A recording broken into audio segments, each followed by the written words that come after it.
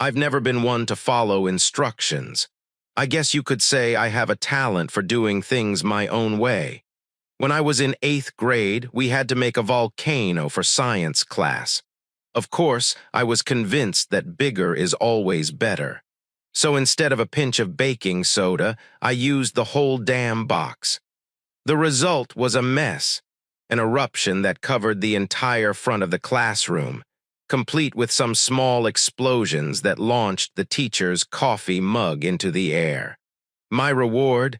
A week-long suspension from school and a not-so-friendly chat with my mom. But hey, at least the volcano made a lasting impression. High school wasn't much better.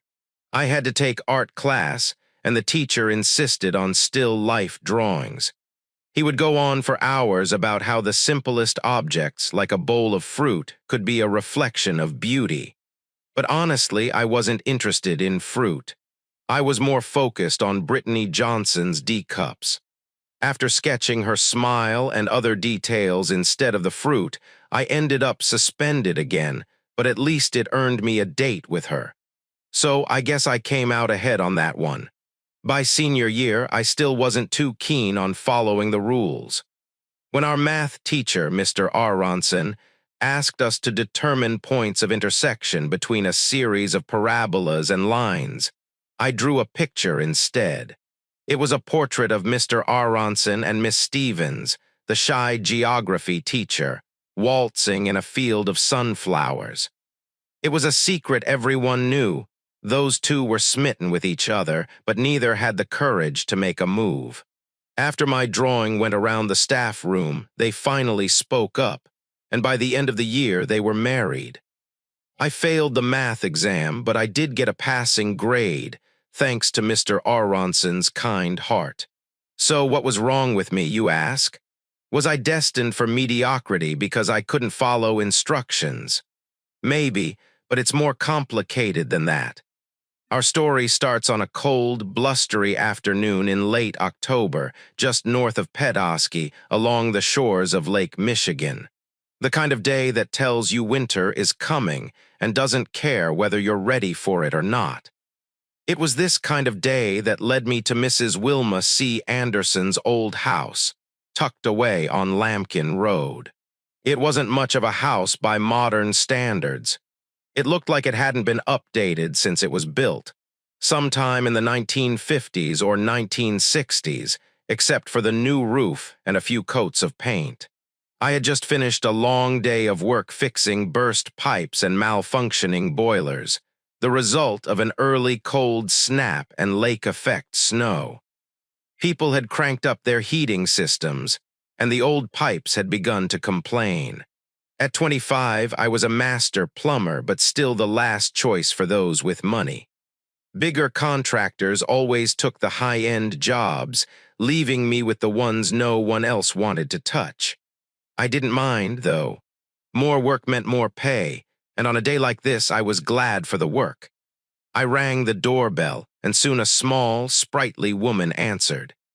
Mrs. Anderson, or Wilma, as she insisted I call her, was barely 5 feet tall and looked as if she had lived through more than her fair share of winters. Her eyes sparkled, though, and the wrinkles on her face were from laughter more than age. "Hi, Mrs. Anderson, I'm Davis Crawford. I got your call about the boiler," I said. She studied me for a moment before her lips curved into a mischievous smile. "I wasn't expecting you to be such a handsome young man," she said, eyeing me up and down. "If I were 50 years younger, I'd tell you exactly how you could help me, but alas, I'll settle for having you fix my plumbing instead." I chuckled. "Let's see what's going on, Wilma." The old house smelled like dust, wood, and a faint trace of something more permanent, as though the walls had absorbed decades of memories. As I followed Wilma down to the basement, I couldn't help but notice how the floorboards creaked beneath our feet, like they had something to say but were too tired to do so. The basement, however, had an energy all its own. The boiler sat in the corner, its pipes snaking out like the veins of an ancient creature. I could tell immediately it wasn't going to be an easy fix. The boiler looked as if it belonged in a museum, maybe alongside old typewriters and rotary phones, a relic that had long outlived its usefulness, but stubbornly refused to die. I ran my hands over the rusted valves and thick pipes, mentally calculating what needed to be done. Wilma stood behind me, arms crossed, watching me work. I was used to people watching me while I worked. It always made me self-conscious, but I didn't let it show. Wilma's eyes, though, were different. They were full of life, and I could feel them observing me with a mix of curiosity and something else. "You think you can fix it?" she asked, her voice soft but hopeful. "I'll give it my best shot," I replied, not wanting to give her false expectations. As I worked, I couldn't help but think about Wilma's life, her family, and the house itself. The quiet conversations she had with me, the glimpses into her past, made me wonder if I was really just fixing a boiler or something far deeper. Her connection to this house, the memories of Philip, her late husband, and the art that filled the space. "How long have you lived here?" I asked as I tightened a valve. Wilma gave a short, bitter laugh. 63 years. Philip and I built this place when we were young. We came here with nothing, just a dream to live off the land and make our art." She paused, her gaze drifting out the small basement window to the lake. "It was beautiful, you know. In the summer, the air smells like pine and fresh water, and the sound of the wind through the trees is something you can't describe to people who haven't heard it themselves. We thought it was paradise. And in some ways it was. I wasn't sure what to say. I could tell that she missed him, and I didn't want to intrude on that grief. So I just kept working, nodding in understanding. After a couple of hours, I'd managed to stabilize the boiler enough to get it running again, though it was clear it wouldn't last much longer. I turned to Wilma as I wiped my hands on a rag. "It'll hold for now, but you'll probably need to think about replacing it sooner rather than later." She nodded, though I could see she wasn't really hearing me. Her mind was elsewhere. "I know," she said, her voice quiet, "but I can't bring myself to do it. Every time I think about it, I feel like I'm letting go of Philip all over again." I looked at her, trying to imagine the depth of the love they must have shared. I could see it in the paintings around the house, each one filled with emotion, a testament to the life they had built together. "Thank you for doing this," she added, pulling me from my thoughts. "It's more than just the pipes, you know. It's the only thing keeping me here now." I didn't know how to respond. Sometimes words weren't enough, so I just gave her a small nod. "I can make us some tea if you're staying for a bit longer," she said, as if trying to shift the mood. I smiled. "I'd like that."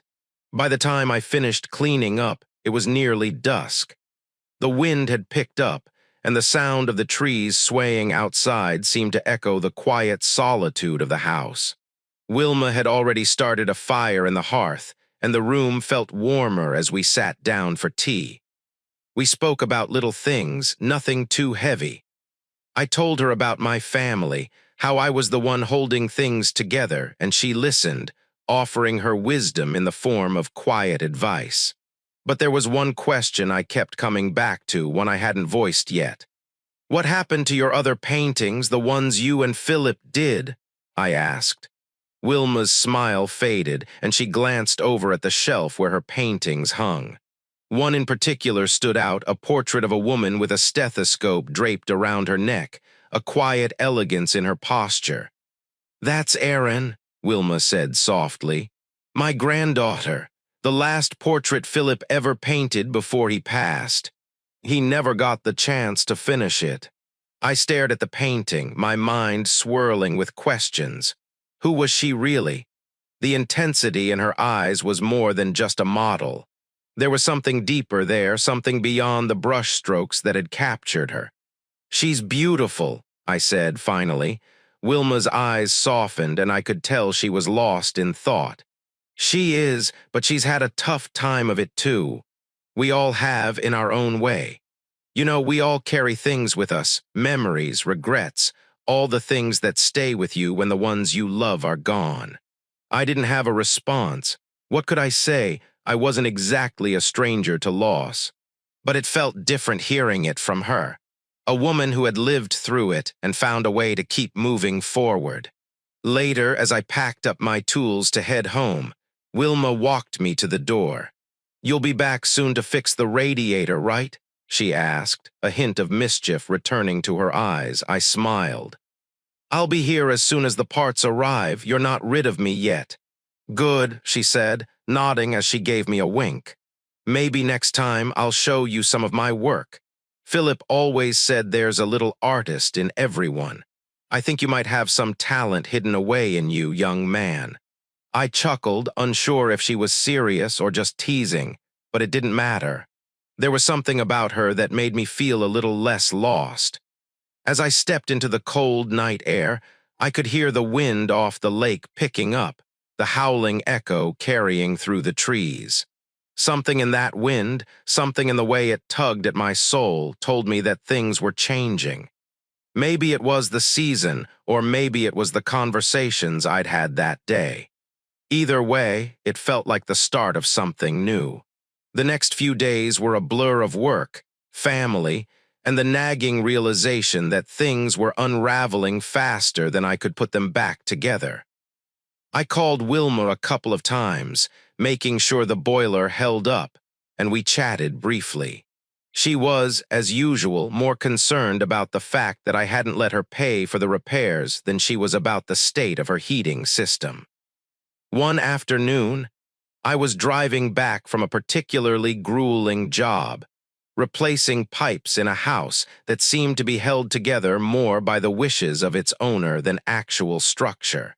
The wind had picked up again, a biting chill from the lake making the air sharp against my face when I stepped outside.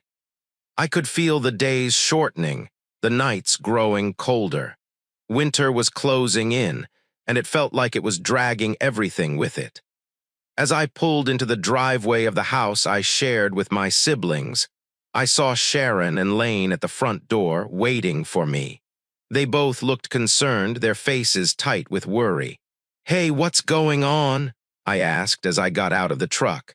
Lane looked at me with a furrowed brow, but it was Sharon who spoke first. "Mary's gone off again. With the McDougal brothers." I let out a frustrated sigh.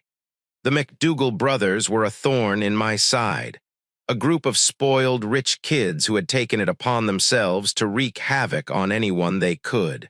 They were exactly the type of people I didn't want my sister hanging around with.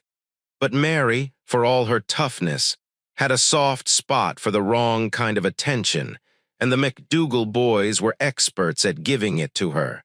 "I'm going after her," I said without hesitation.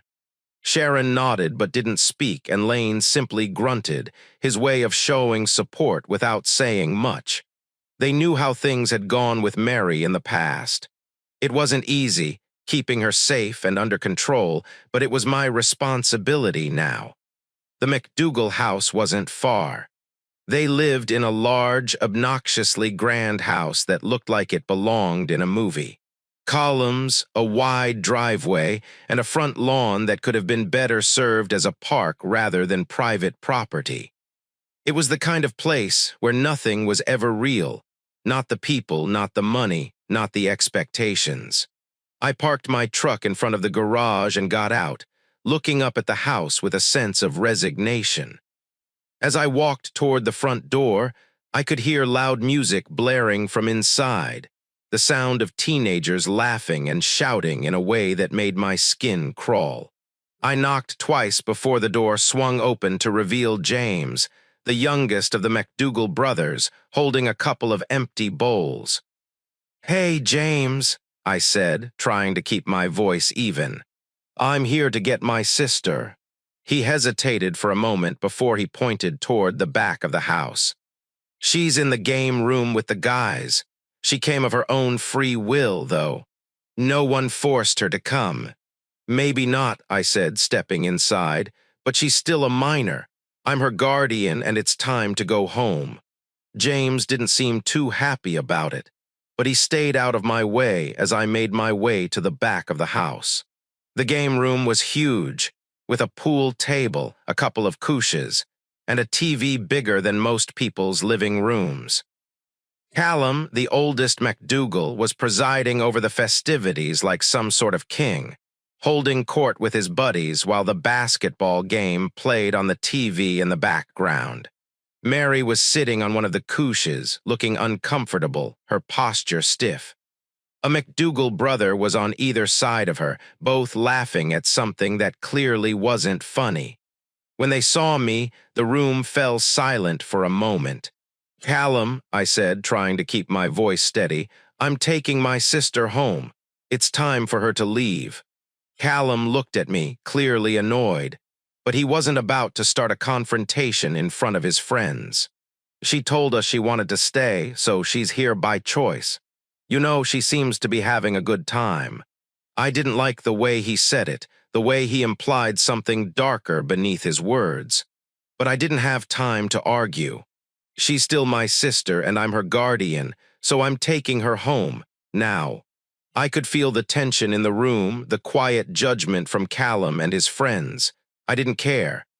"I'm not asking, Callum," I said, my voice low. "This is happening." His eyes flickered toward James, who had returned with another bowl of snacks before he nodded reluctantly. "Fine. Just get her out of here then," Callum said, his voice dripping with sarcasm. I turned toward Mary, who was staring at the floor, clearly embarrassed. I reached out a hand, but she didn't take it right away. "Mary," I said softly, "let's go." There was a moment of silence before she finally stood up and walked toward me. The other guys in the room didn't speak. They just watched, half amused, half bored. I was used to their kind of indifference, but it still made my blood boil. On the drive home, Mary didn't speak. She just stared out the window, her arms crossed tightly over her chest. I could feel her anger simmering beneath the surface. When we pulled into the driveway, I was about to get out and head inside when she finally spoke. "You didn't need to embarrass me like that," she muttered, her voice sharp. "I didn't want to embarrass you, Mary," I said, my tone soft but firm. "But I'm your brother. I'm the one who has to look out for you. You're not ready for those guys. They're trouble, and you know it." She didn't look at me. "I'm old enough to make my own choices," she shot back. I sighed. "Maybe, but you're still a kid, Mary. You don't know how to make the right choices yet. And I'm not going to sit by and let you mess up your life just to prove a point." I could feel her frustration, the walls she'd built up around herself, and it hurt. I didn't know what to say to make it better. All I could do was keep trying, even if it felt like I was losing her bit by bit. She didn't respond, but I could feel the tension between us as we sat there, the quiet broken only by the distant howls of the wind. It was the kind of silence that felt heavier than words. It had been a couple of days since I'd picked Mary up from the MacDougall house, and I could feel the distance between us growing.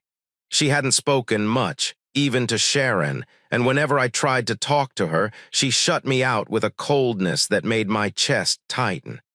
She was angry, and I knew it was more than just the confrontation at the MacDougalls. My own frustrations were building too. Between work, taking care of the family, and trying to keep things from falling apart, it felt like I was constantly running a race I couldn't win. I was the one who held everything together, fixing broken pipes, handling the bills, being the parent when there wasn't one around. But it was getting harder and harder to keep up with the lies, the exhaustion, the never-ending stream of broken promises. And it was even harder with Mary. She was angry and I didn't know how to fix it. I didn't have time to sit and dwell on it, though. I had work to do. Another emergency call had come in, a burst pipe in a house just outside of Petoskey. I grabbed my tools and got to work. The steady rhythm of hammering and tightening screws was a welcome distraction from the chaos in my head. By the time I finished, the sun had already set. The cold had settled in and the first flurries of snow were beginning to fall. I made my way back to the truck, hoping to get back home before the snowstorm hit full force. I was halfway down the road when my phone rang. It was Wilma. I hesitated before answering. "Hey, Wilma, what's up?" "I just wanted to check in," she said, her voice warm and kind. "How are you holding up, Davis? You sound tired." I sighed, rubbing a hand over my face. "I'm fine. Just busy, you know. It's the usual. Pipe's family trying to keep it all together." She was quiet for a moment, then asked, "And Mary, how's she doing?" I hesitated, unsure of how to answer. She's not doing well. She's angry at me, and I don't know how to fix it. She's pulling away, and I don't know how to reach her." "Well, I can tell you this, Davis," Wilma said slowly. "She's not angry at you, not really. She's angry at the world, at herself, and you just happen to be the person closest to her right now. She's hurting, and that kind of pain can make people say things they don't mean. But she needs you. She might not show it, but she does. I wanted to believe her, but it felt like I was losing her. The words were there, but the connection was slipping away."